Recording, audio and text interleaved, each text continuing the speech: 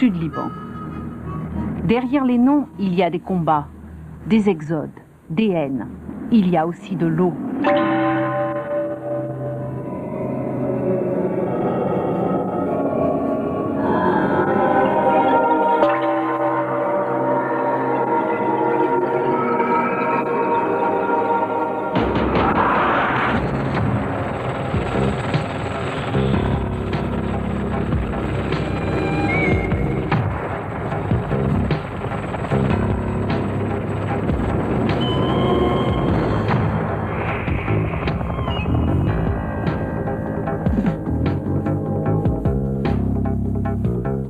Depuis que les armes se sont tues, ils s'observent immuablement, jour après jour. De ce côté, les Jordaniens. En face, les Israéliens. Entre les deux, une frontière. Plus qu'une frontière. Un mythe. L'État hébreu a mis près de 20 ans pour arriver jusqu'ici. Jusqu'au fleuve de ses origines. Le Jourdain. Les soldats jordaniens en interdisent l'accès. Garde-frontière, garde du corps d'un fleuve déchu. Autrefois, il était si large qu'il fallait une barque pour le traverser. C'est Noubar qui nous l'a dit. Il le tient de ses grands-parents. Lui n'était jamais venu jusqu'ici. Son champ n'est pourtant qu'à 100 mètres derrière nous.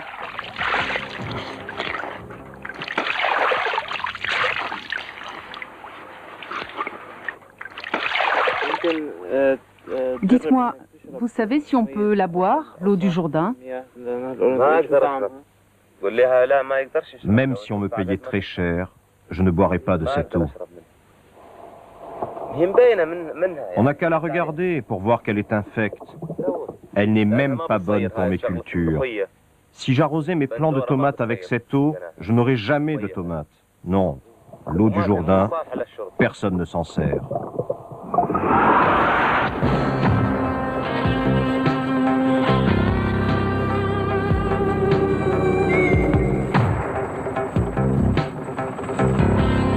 Le bas Jourdain, le pauvre Jourdain comme on l'appelle ici, est devenu un ruisseau d'eau stagnante, salée, véritable saumure qui borde la Jordanie avant de se perdre dans la mer Morte. L'enjeu, c'est le haut Jourdain, mais il est entre les mains d'Israël. Lorsqu'il arrive en Jordanie, le Jourdain n'est plus qu'un filet d'eau sacrifié à l'histoire.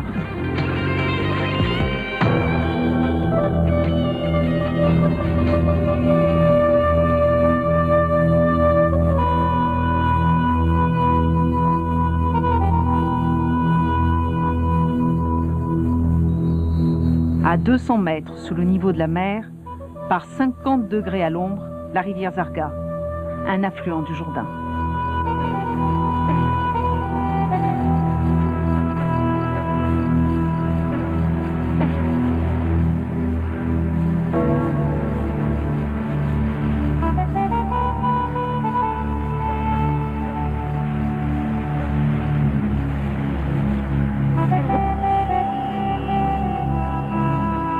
En principe, le Zarga se jette dans le Jourdain, juste derrière ces collines.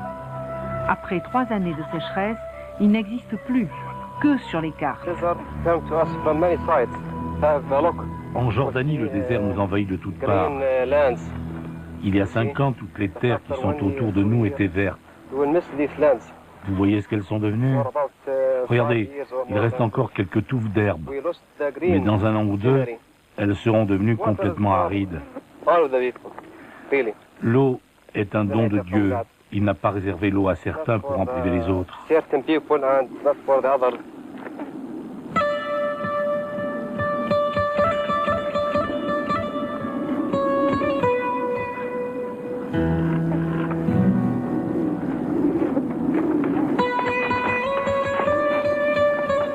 La rivière Zarga à sec est à l'image du fléau que connaissent tous les pays du Moyen-Orient, la pénurie d'eau, mais qui aujourd'hui en Jordanie frôle le désastre.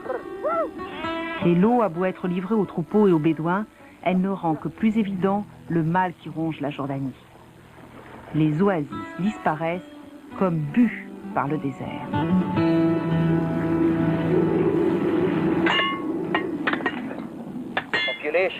Dans cette région, les ressources en eau sont très faibles. Et jusqu'à présent, c'était la quantité d'eau qui déterminait le nombre d'habitants. Aujourd'hui, l'explosion démographique a accru la pénurie et provoqué les conflits. Un exemple, le Jourdain qui en principe devrait être partagé entre Israël et la Jordanie. Mais c'est Israël qui en tire le maximum de bénéfices. Nous manquons cruellement d'eau. Chaque Jordanien utilise 185 mètres cubes d'eau par an et c'est en dessous du minimum nécessaire, même pour l'hygiène. Alors, puisque vous ne pouvez utiliser l'eau du Jourdain, d'où vient l'eau? Des nappes souterraines.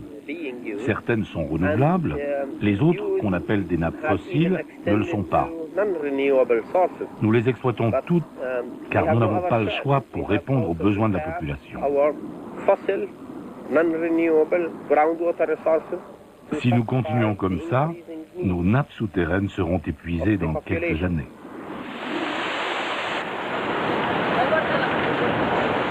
Des nappes pompées, surpompées à longueur de journée. Des puits artésiens qui poussent comme des champignons. 50 camions-citernes par jour, 3 ou 4 heures d'attente. Les puits sont exploités soit par l'État, soit par des particuliers propriétaires du terrain.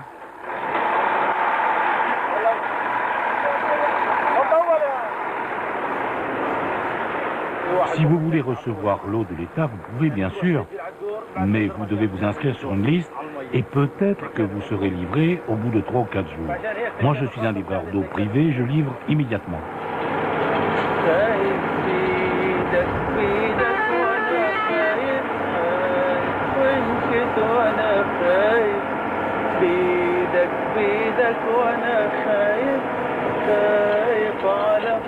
De tous les fléaux qui frappent la Jordanie, la sécheresse était le plus prévisible.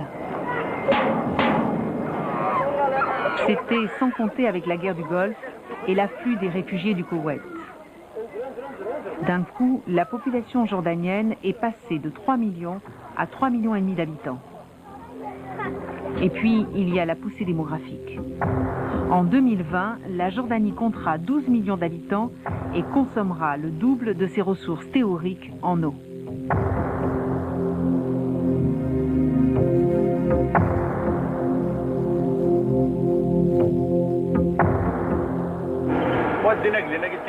Je fais 2 livraisons d'eau par jour pour remplir les citernes sur les toits.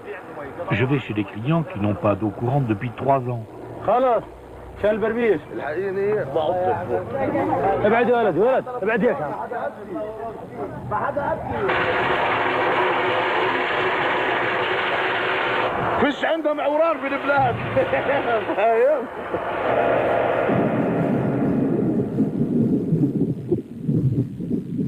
Comment résoudre le problème de l'eau en Jordanie dans l'avenir? Il y a bien des solutions à long terme, comme l'importation d'eau de l'Euphrate depuis la Turquie. Mais cela nous mettra entre les mains de la Turquie. Dans l'immédiat, il faut que la Jordanie obtienne sa part du Jourdain. Le Yarmouk, c'est la seule façon pour nous de tenir jusqu'à l'an 2000. Si le Jourdain ne donne plus à la Jordanie que de l'eau saumâtre, ce n'est pas le cas de son affluent principal, le Yarmouk. Par le canal de Gore, long de 150 km du nord au sud, le Yarmouk fournit à la Jordanie une partie de son eau potable et d'irrigation. Mais l'utilisation des eaux du Yarmouk est limitée par les problèmes politiques.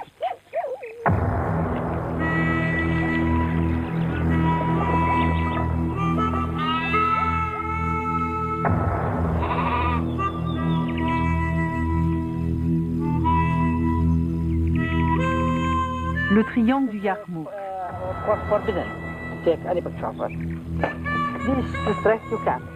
À cet endroit précis, les frontières israéliennes, syriennes et jordaniennes convergent au fond de la vallée.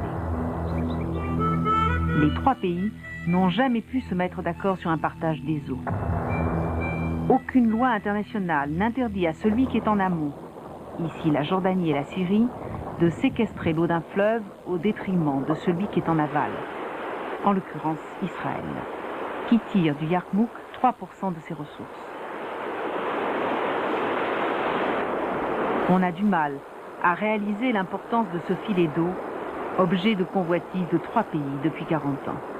Récemment, Syriens et Jordaniens se sont mis d'accord pour construire un ouvrage sur le Yarmouk, le barrage de l'unité. Mais le projet est au point mort. Manque d'argent et surtout pression israélienne relayée par l'administration américaine qui veut éviter un conflit susceptible de menacer la conférence de la paix. Car il y a déjà eu une guerre de l'eau du Yarmouk, c'était en 1967. Le barrage de Khaled Walid était construit sur le Yarmouk, près de mon village natal. En avril 67, j'ai vu arriver 4 mirages israéliens. Ils ont bombardé le barrage.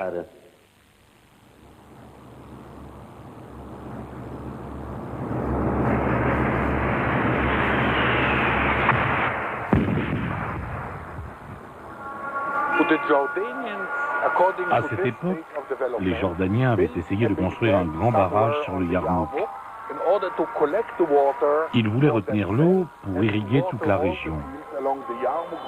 Israël a attaqué le barrage pour éviter d'être privé de l'eau du Yarmouk et pour préserver son potentiel d'eau vers le lac de Tibériade. Sur le cours supérieur du Jourdain, le lac de Tibériade, une réserve d'eau vitale pour Israël. Ce lac alimente une gigantesque conduite qui parcourt Israël du nord au sud jusqu'au désert du Negev.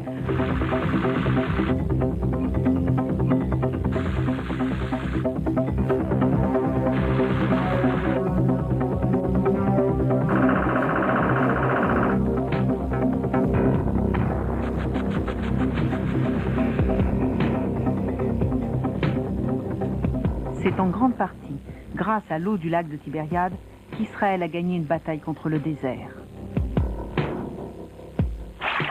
Mais le lac est alimenté par 3 sources, le Dan, le Hasbani, le Banias. Jusqu'en 1967, Israël vivait sous une menace constante car les sources étaient en territoire arabe.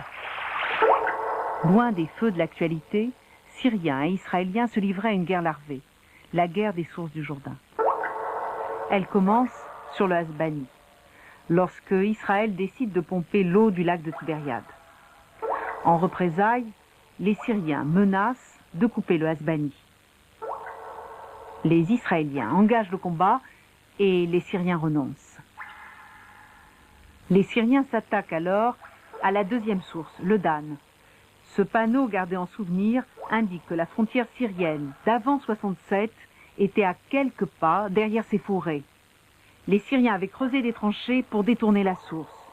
Les Israéliens ripostent par les armes.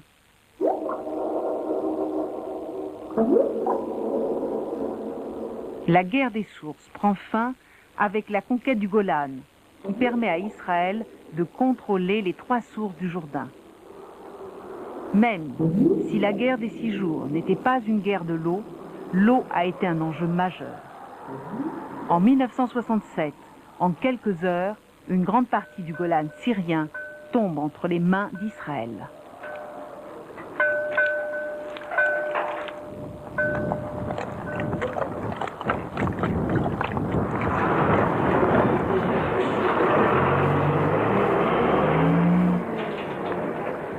Depuis près de 15 ans, les armées syriennes et israéliennes campent l'une en face de l'autre.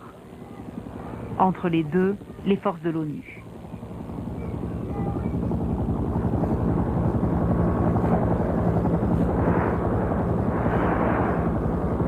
Le long de cette ligne de cessez-le-feu, des villages coupés en deux, des familles déchirées.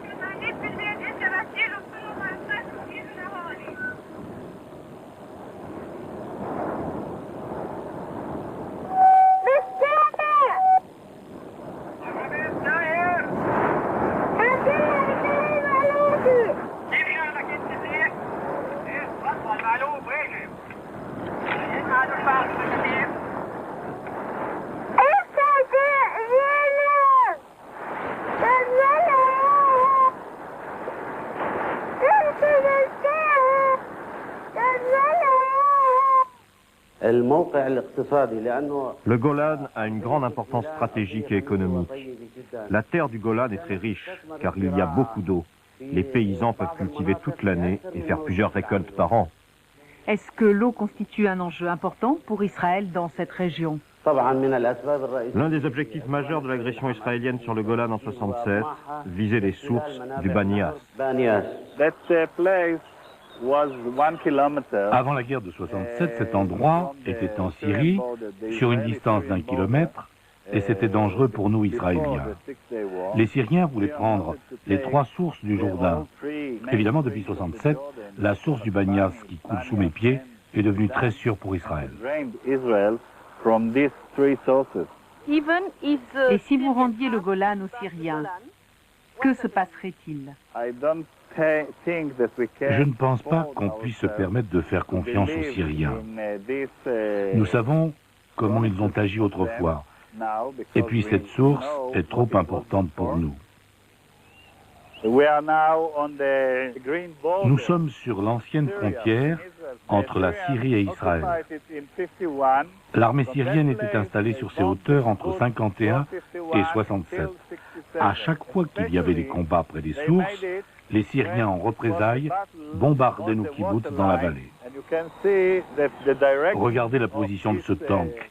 Il est orienté vers les kibboutz, mais voyez le canon, il est tourné de l'autre côté, car en 67, les Israéliens ont pris les Syriens à revers.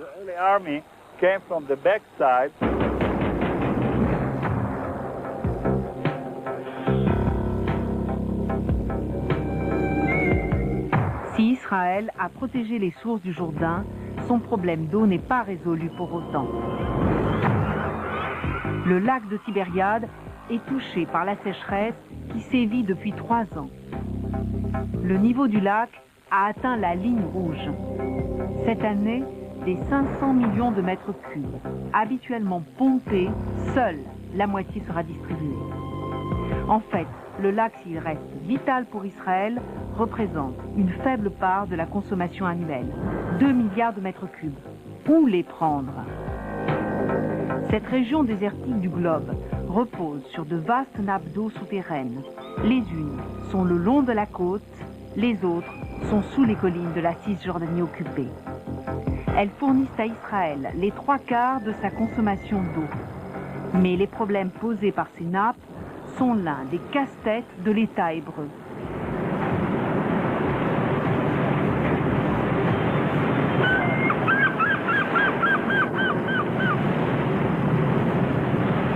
Les nappes côtières sont menacées d'épuisement.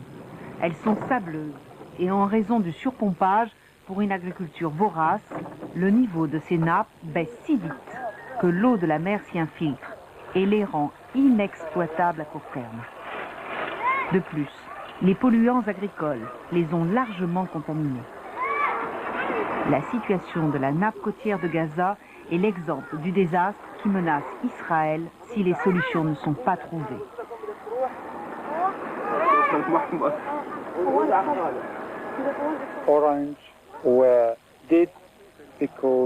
Mes orangers sont desséchés car l'eau d'irrigation est tellement salée que les arbres ne peuvent vivre. Cette plantation était rentable, mais nous avons dû couper les arbres. Avec cette eau saline, que peuvent planter les agriculteurs? Si nous ne pouvons résoudre le problème de l'eau, cette région retournera au désert comme le Sinaï. Ce que je vous dis là, ce n'est pas de la propagande. Nous avons assez de propagande avec l'intifada. Nous souffrons d'un mal nouveau, inconnu jusqu'alors, la souffrance pour boire.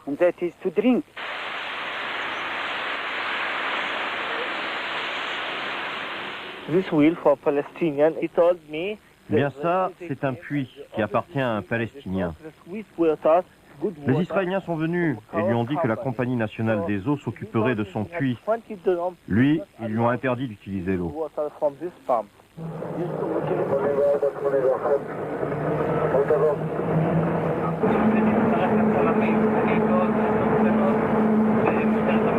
Tout en affirmant qu'il ne s'agit pas de nationalisation, la Compagnie des eaux contrôle les puits de Gaza, le pompage et la distribution. La compagnie finance l'aménagement de certains puits dont les Palestiniens sont propriétaires.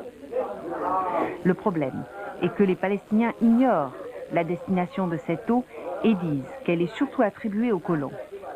De plus, ils accusent les Israéliens de forer des puits autour de Gaza et de pomper en diagonale.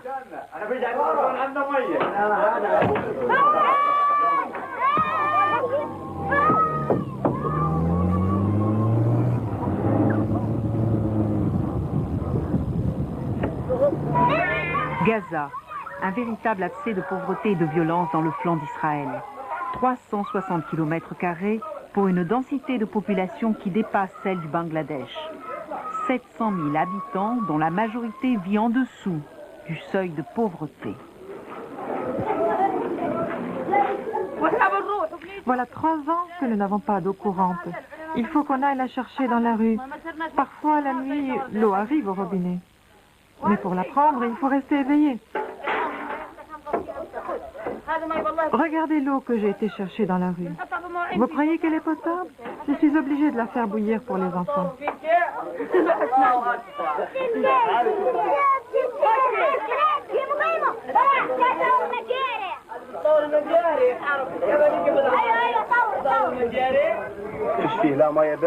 On n'a pas du tout d'eau. On l'attend jusqu'à 2 heures du matin et quand elle vient, c'est un filet d'eau avec lequel je remplis mes bidons.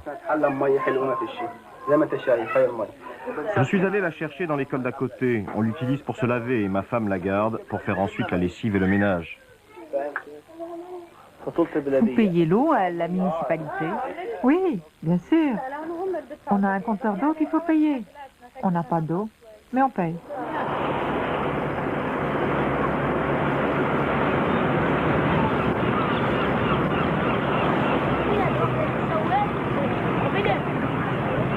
Ben Gourion, chef historique de l'État d'Israël, racontait ce rêve quasi prémonitoire où il avait vu Gaza s'enfoncer dans la mer. Les nappes les plus importantes pour Israël sont sous les montagnes de Cisjordanie. Ces nappes fournissent le quart de la consommation d'Israël. Si Israël se retire de Cisjordanie, toutes ces nappes reviendront dans les mains des Palestiniens. Israël voudrait conserver toute la région le long de ces nappes, ou au moins que les nappes restent sous le contrôle d'Israël.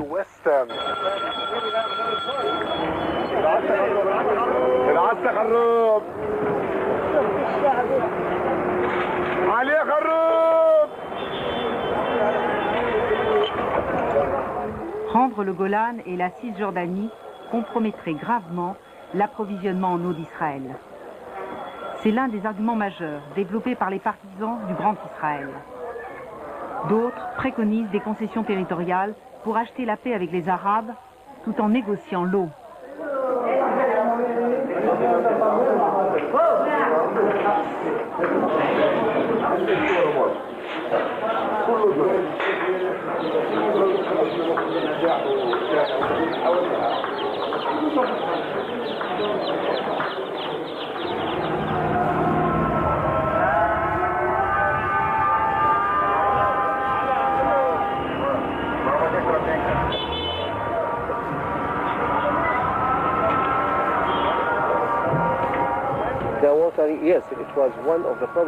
L'eau est une des causes de l'intifada qui alimente la colère des Palestiniens. Ils voient que leur eau est gaspillée par les Israéliens alors que dans les villages, les Palestiniens sont assoiffés. Je peux affirmer que les Israéliens exploitent plus de 80% de l'eau palestinienne en Cisjordanie pour servir leurs propres intérêts.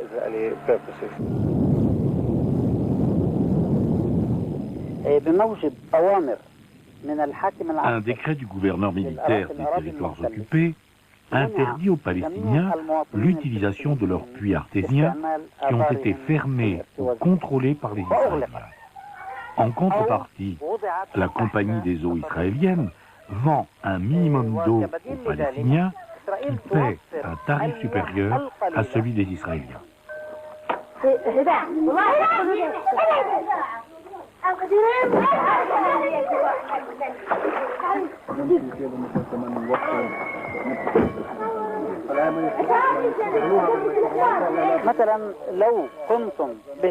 Visitez la Cisjordanie. Les villages arabes souffrent d'une crise d'eau, alors que les colonies de peuplement ont toute l'eau qu'elles veulent.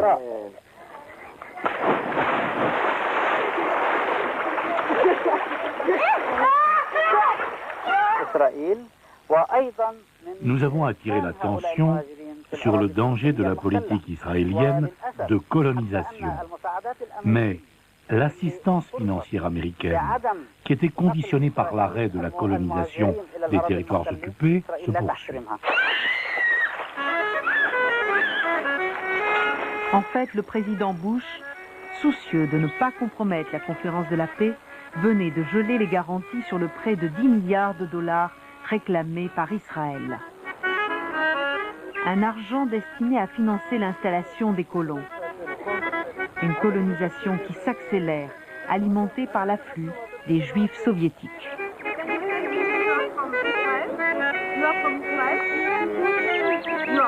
Vous êtes russe? Vous parlez russe? Les Juifs venus du RSS seront probablement 1 million. Une victoire démographique qui rend encore plus crucial l'approvisionnement en eau.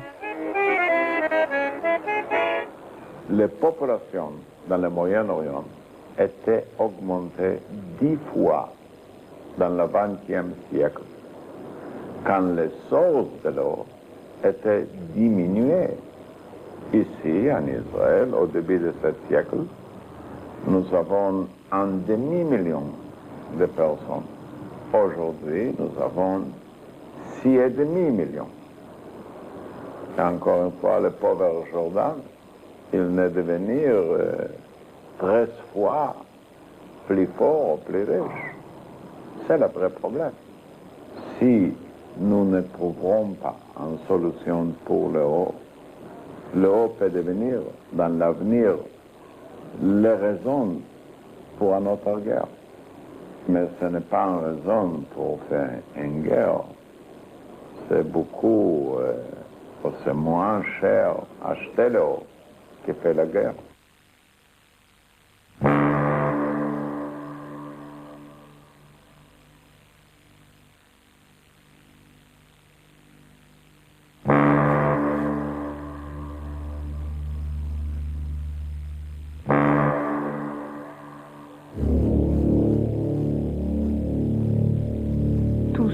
Sont battus à Beyrouth. Palestiniens, Israéliens, Syriens, miliciens libanais. Il y a peu de villes au monde sur laquelle autant d'hommes se soient acharnés. Et pourtant, Beyrouth l'héroïque, Beyrouth la victorieuse, Beyrouth la fidèle. C'est sur ces mots que le 30 août 1982, Yasser Arafat quitte Beyrouth, l'armée israélienne sur ses talons.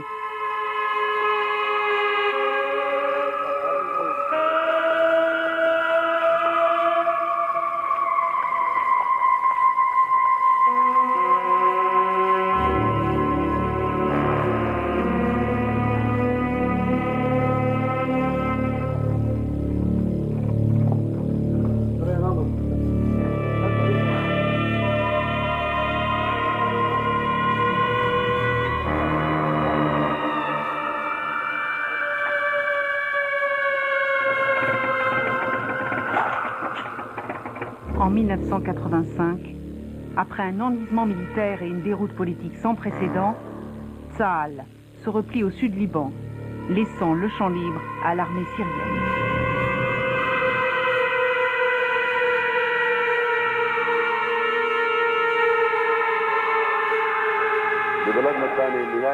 Notre premier ennemi, c'est Israël.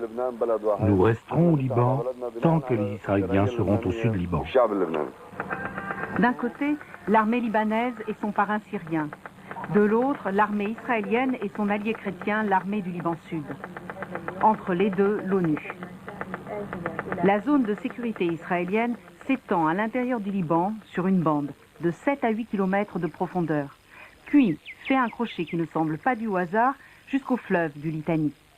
À un endroit précis, le château de Beaufort.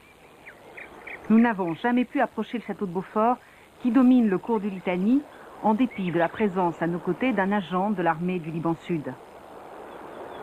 Ce point névralgique, verrouillé par l'armée israélienne, côtoie l'enclave chrétienne de Jézine, fief de l'ALS.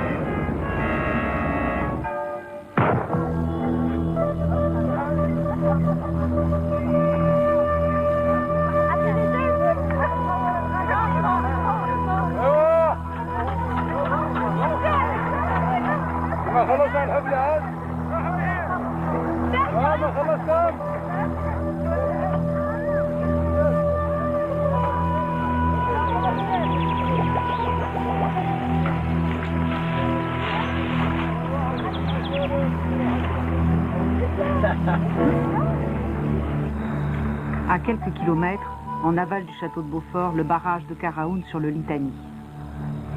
Il y a encore 6 mois, cette zone était inaccessible en raison des combats entre milices rivales. Il y a 2 endroits favorables sur le Litani pour construire un barrage. L'endroit où nous sommes et le château de Beaufort qui est en amont. Pourquoi est-ce que la zone de sécurité israélienne remonte jusqu'au Litani? Oh, ce n'est pas pour une raison de sécurité. L'ambition d'Israël a toujours été d'avoir les eaux du Liban. La raison du plus fort est toujours la meilleure. Et s'il n'y a pas de pression internationale, les Israéliens ne nous lâcheront pas. Est-ce que Israël prend de l'eau dans le Litani?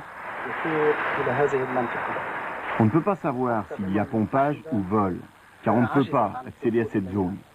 Même l'ONU n'a pas pu y aller. Nous pensons que c'est l'endroit idéal pour dévier les eaux du Litani à partir de tunnels. Prenez-vous de l'eau du sud Liban? C'est un pur non-sens, parce que la situation de l'eau en Israël est en équilibre. C'est un mensonge des Arabes que les médias européens colportent et qui n'est pas digne d'eux. Pourquoi est-ce que les Israéliens ne veulent pas qu'on fasse une enquête? Peut-être parce qu'il y a des travaux en cours, des galeries, quelque chose comme ça. Le Litani est un peu l'otage des Israéliens.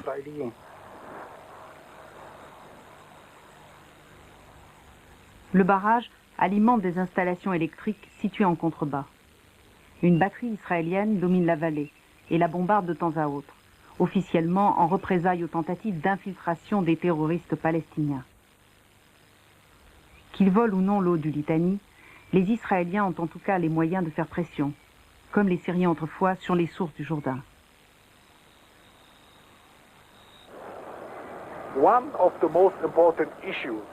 Une des questions les plus importantes dans le cadre de la conférence de la paix sera la question de l'eau dans la région. Le problème principal entre Israël et la Jordanie, Israël et la Syrie, Israël et le Liban, c'est la question de l'eau. Si cette question est résolue, tous les autres problèmes seront d'une importance mineure.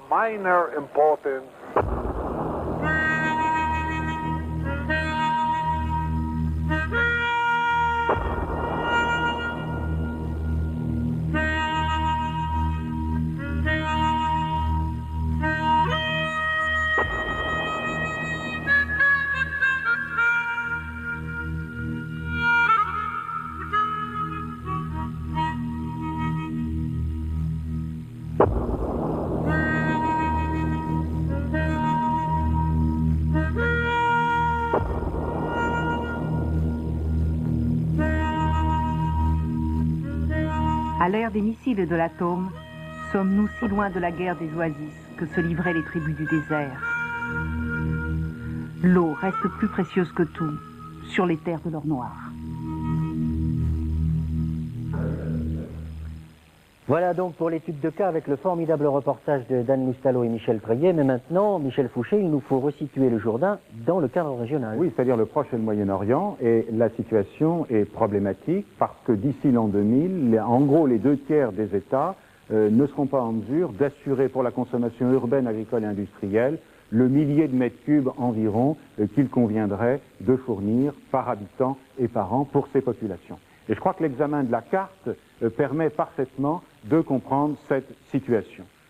L'eau est rare au Proche et au Moyen-Orient. Il n'y a que 3 grands fleuves, le Nil qui roule 92 milliards de mètres cubes, le Tigre avec 42 milliards et l'Euphrate avec 32 milliards de mètres cubes. Alors bien entendu, il y a des ressources dites fossiles, les fameuses nappes phréatiques. C'est le parti qui a été pris par la Libye avec cet aqueduc de Koufra à Benghazi. Mais par définition, les nappes fossiles ne sont pas renouvelables et par conséquent, tout repose sur l'utilisation des fleuves. Mais là aussi, l'eau est inégalement répartie. Il faut prendre conscience du fait qu'il n'y a en réalité dans cette région que 2 véritables châteaux d'eau. L'Éthiopie d'une part, qui concentre 82% des eaux du Nil, et la Turquie, qui alimente la Syrie, l'Irak en eau. Et par conséquent, l'enjeu est véritablement géopolitique à partir du moment où les grands fleuves traversent les frontières de plusieurs États. Les choses sont relativement simples, par conséquent, l'Égypte est dépendante de ce qui se fait au Soudan, en Éthiopie, de même que l'Irak et la Syrie dépendent de décisions qui sont souvent prises sans concertation en Turquie, car l'eau étant répartie entre différents États, eh bien, il n'y a pas de politique de concertation régionale dès lors que certains États se lancent dans la construction de barrages, comme l'Égypte avec le fameux barrage d'Assouan, la Turquie avec le grand barrage Atatürk, qui est un complexe de barrages, et la Syrie avec le barrage d'Al-Taoura. Et ceci a des conséquences. Il faut savoir, par exemple, que dans le cas du barrage Atatürk, dès que la mise en eau qui a commencé cette année sera terminée, les 2 tiers des eaux de l'Euphrate, qui alimentent ensuite la Syrie et l'Irak, seront retenus dans ce barrage. Enfin, il faut savoir que dans les grandes villes, Damas, Bagdad, Amman en particulier, eh bien, la consommation d'eau potable est très grande, et donc il y a des coupures d'eau, des coupures d'électricité, il y a aussi souvent du gaspillage et de la pollution. Et par conséquent, la situation est véritablement critique pour des raisons, au fond, de mauvaise organisation de cette ressource rare. Alors voilà pour les explications d'ordre géographique et hydraulique, mais maintenant il faut en venir à la géopolitique, parce que les conséquences sont graves de ce point de vue. Les conséquences sont graves. La première conséquence, c'est que dans le climat d'hostilité générale qui prévaut dans cette région, eh bien, il n'y a pas de concertation entre les États. Je vous donne un seul exemple. Le Koweït, qui est à quelques centaines de kilomètres d'un grand fleuve qui s'appelle l'Euphrate et qui se déverse dans les eaux du Golfe, n'a pas utilisé la possibilité de se brancher pour la fourniture en eau potable sur l'Euphrate, tout simplement pour ne pas dépendre politiquement de l'Irak, et a dû choisir la voie beaucoup plus coûteuse du dessalement de l'eau de mer. Le deuxième élément d'hostilité à conséquence dans la géographie humaine, c'est qu'il y a, au fond, en Israël, un savoir-faire qui a été accumulé depuis des années en matière d'irrigation, de retraitement des eaux, etc., qui n'est pas du tout transféré dans les pays voisins qui auraient pourtant besoin d'importer ce savoir-faire israélien. Le troisième élément, c'est qu'on voit bien de plus en plus à quel point l'eau, le partage des eaux, est un élément du règlement global de ce qu'on appelle la paix au Proche et au Moyen-Orient. Alors il y a un projet soutenu par les Américains, un projet turc, d'alliance régionale pour l'hydraulique. Mais c'est un projet qui, pour l'instant, suscite peu d'intérêt du côté irakien et syrien, tout simplement parce que les relations entre ces États sont politiquement détestables. Puis il y a aussi le problème palestinien. Et puis il y a enfin la question palestinienne qui est au cœur des discussions actuellement, puisque le droit au retour de tous les Palestiniens dispersés au Proche et au Moyen-Orient, qui est affiché comme revendication par l'OLP, implique au fond un retour soit à Gaza, soit surtout en Cisjordanie.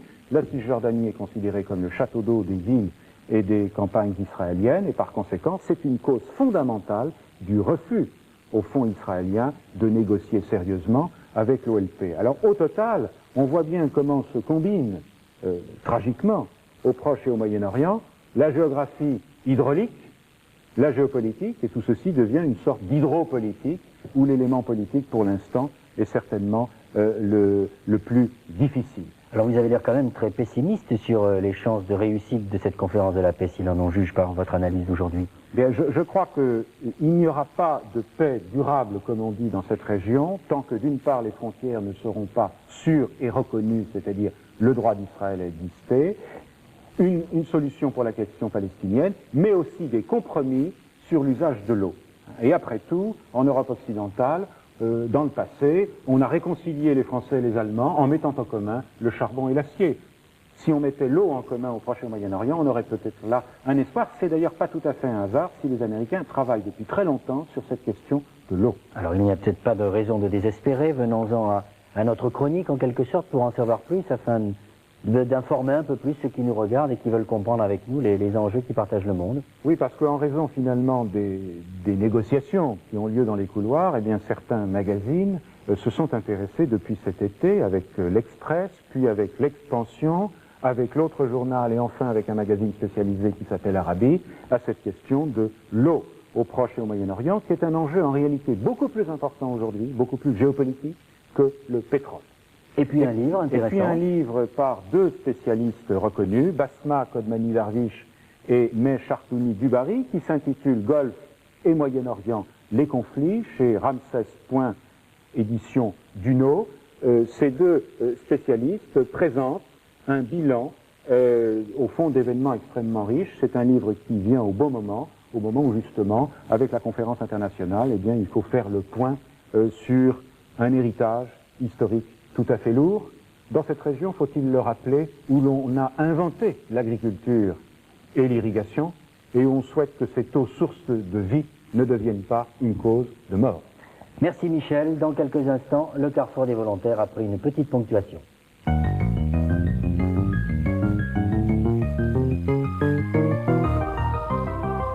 Le Carrefour des volontaires, il a très bien marché le mois dernier puisque vous avez été près de 2000 à entrer en contact avec les associations pour aller sur le terrain.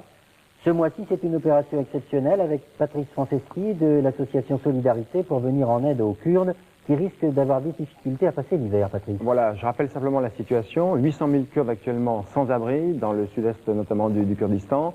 L'hiver arrive et ça va être dramatique. Donc on a lancé cette opération d'urgence pour leur venir en aide et passer ce cap difficile. Et on a besoin de lutter à ce moment-là pour l'hiver contre le froid et la faim. Alors les besoins, c'est très simple malheureusement, mais l'argent d'abord. Il y a un CCP. On va acheter l'ensemble des besoins contre la faim et le froid en Turquie pour le distribuer au Kurdistan. Les entreprises peuvent aussi aider, dans la mesure où si elles ont des moyens alimentaires ou autres, à condition qu'elles nous les livrent en Turquie pour des raisons de coût. Et enfin, il y a les 4x4. Les 4x4, c'est un problème que l'on a actuellement comme véhicule de liaison.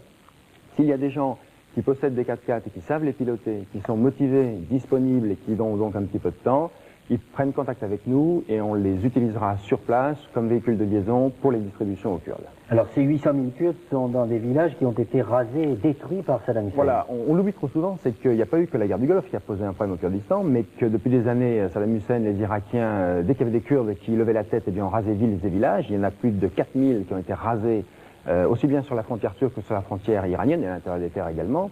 Et puis beaucoup de villes. Des villes comme Kaladiza sont des villes entièrement rasées. Plus de 80 000 habitants, il n'y a plus une maison debout.